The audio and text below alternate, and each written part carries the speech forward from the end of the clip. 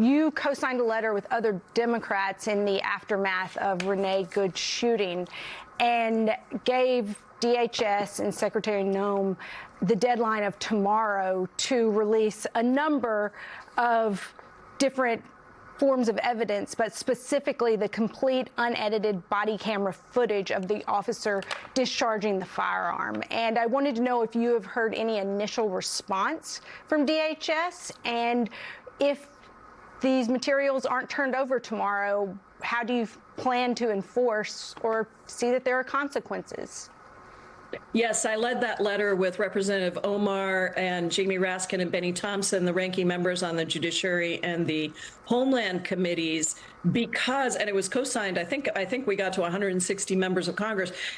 There is a significant concern right now that, based on the lies that the DOJ and DHS have been telling to the public, that this is not going to be a fair investigation and that we need to see all of these materials released. And we had a number of questions in that letter.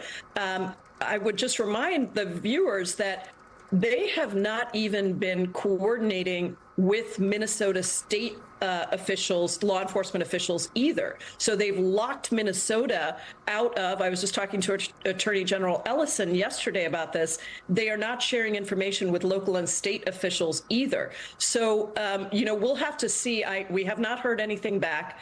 I don't know that we will, other than, some sort of a cursory response, given DHS's approach to Congress and Attorney General Bondi's approach to Congress. But we will use every tool in our toolbox to get these, to get this information and to get this, all of the video cam footage and all of these other pieces released. That will include, of course, an accountability hearing that we plan to do in Minnesota very soon.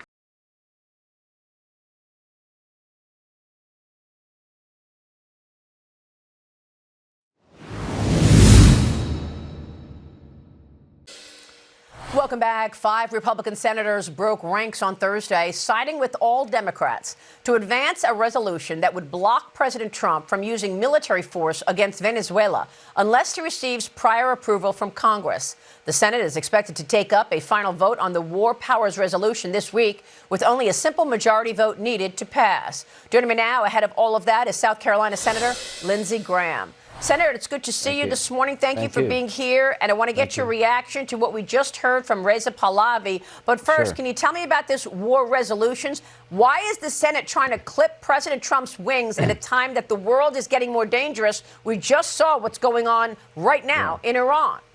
The War Powers Act was passed in 1973 by a bunch of liberal Democrats. It's a power grab by the Congress against the commander-in-chief. Every president since 1973 has rejected the idea that Congress can substitute our judgment for theirs. So what these 5 are good friends. They're creating a situation where you have 535 commander-in-chiefs, not one. There's never been a court case in the history of the country where a military operation was terminated by the Supreme Court because Congress didn't approve. There have been 130 military operations by the commander-in-chief without congressional approval. So here's my point. You're creating a disaster for the country. If a member of Congress doesn't like what the president's doing as commander-in-chief militarily, cut off funding for that operation. We have power of the purse. You can do that. If you think the president doing something illegally, you can impeach him. But we can't have a situation where Congress becomes commander-in-chief. That would be a disaster. This is an unconstitutional power grab. To my colleagues, you're doing a lot of damage. You're emboldening our enemies. You're restricting President Trump. Unconstitutionally sound, doing a lot of damage. Stop it. Senator, over the weekend, you tweeted about Can Iran. I have one last thing? Yes. I've been a military lawyer for 33 years. I was a judge, advocate in the Air Force. I was a prosecutor, defense attorney, military judge. I feel comfortable talking about this. What you're doing is wrong. Go ahead. Senator, over the weekend, you tweeted to the Iranian leadership, the Khomeini regime. You said, if you hurt the people, if you kill protesters, this will not go unchallenged. What are you saying? Do you want America to go into Iran and take out the Ayatollah? I don't want a military invasion of Iran. I don't want any boots on the ground. But President Trump has chosen wisely to be with the protesters. He's the first president since 1979 to pick the people over the Ayatollah. President Trump says, if you continue to kill your people, all hell will break out, all hell to pay. That's as strong as when Reagan said, Mr. Gorbachev, tear down this wall. President Trump is not Obama. He picked the people over the Ayatollah. Here's what's going to happen. We got to make action.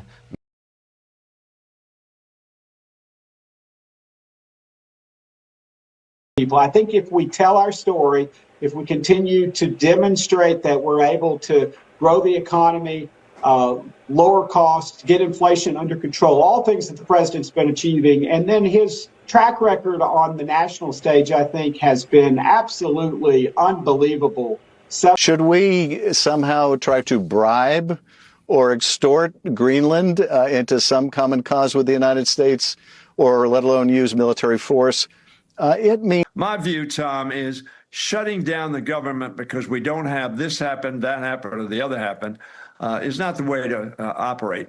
What is the way to operate, and I agree with those who say we can cut ICE funding, we could do that surgically, dealing with ICE, dealing with wanting to achieve conduct that we think is just and fair and effective, and treating the American people the way they ought to be treated, while conducting lawful activities of law enforcement.